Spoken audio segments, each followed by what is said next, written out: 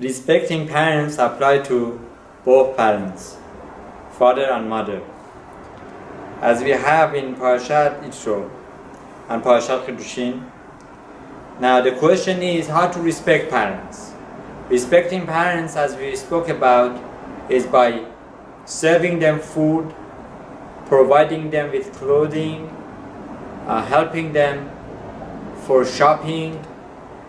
If the father or mother are old, it is expected from the kids, the children, to help them dress, to help them to put on the shoes, right? Giving them love and attention and anything that would help them to become happier in a permissible way, the ways that Torah teaches us.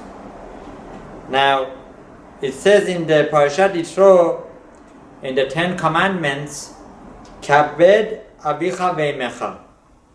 Right? Honor your father and mother. And the emphasis in that mitzvah, the commandment is on the father first. That the respect of the father, the honor of father comes first and then the mother. However, there is another source in Parashat Kedushim that teaches us Ish imo ve'aviv tirau, that a person needs to fear mother first and then the father. So it seems to be a contradiction over here, that in one source it says honor the father first and then the mother, and when it comes to fear, the fear of mother comes first. So is this a contradiction? What is the explanation? So the explanation is as follows, that usually mothers give more love, attention, time and care to the children. So naturally there is more of a friendship between kids, children and mother, and there is less fear therefore. But when it comes to fathers are not harmed as much as the mothers. They cannot express love like the mother. They don't have such a close relationship like the mothers, and because of the personality of the fathers, they are more harsh and they give less love than the mother. So there is the natural fear of the father. Could be the fear of the punishment. It could be that because there is not so much friendship in compared to the mother, so naturally one has less fear to the mother. Therefore comes Hashem and he gives us this commandment that fear your mother first, that the fear of mother is before fear of father. But when it comes to honor, the honor of father comes first and then the honor of the mother. So this is the explanation. Of course, they are both need to be respected. There needs to be fear of the both parents, but naturally, you need to kids need to give more fear, have to have more fear of the mother because naturally they don't have fear to the mother as much as to the father. Now, in the Parashat Kedushim, we also see that the Shabbat observant comes after the commandment of fearing mother and father. So in the Torah Kedusha, whenever there is two concepts next to each other, there is a lot of lessons to learn. And it's not coincidence, it's not just happen to be that way. There is lessons which can be learned and applied in life. So the lesson that Shabbat comes after this mitzvah of fear the parents is that when the parents come and tell you, don't observe Shabbat, don't keep kosher, don't do this, don't do that, go against the words of the Torah, go against the words of Chachamim, our sages of blessed memory, then with all the due respect, one is not supposed to listen to the parents. One is not supposed to fear the parents. In fact, one is to fear the Almighty Hashem, because before the parents, Hashem is supposed to be respected, and Hashem's respect and fear is greater than the parents. So God is instructing us, God is hinting to us that you're supposed to first listen to my words. I come first, and the words of the Chachamim are sages of blessed memory that are within the laws of Torah. They are to be observed first, and then the requests of the parents.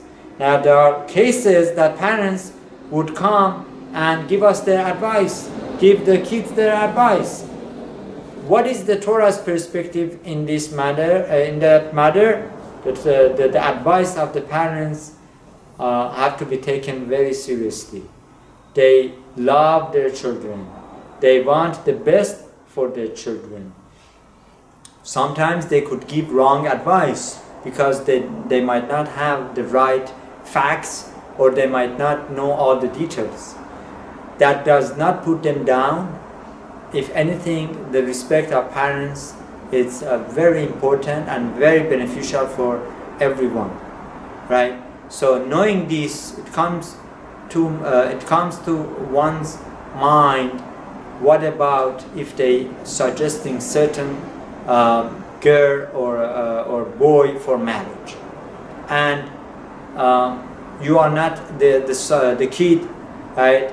The son or the daughter would not be so happy with that suggestion. So how should that be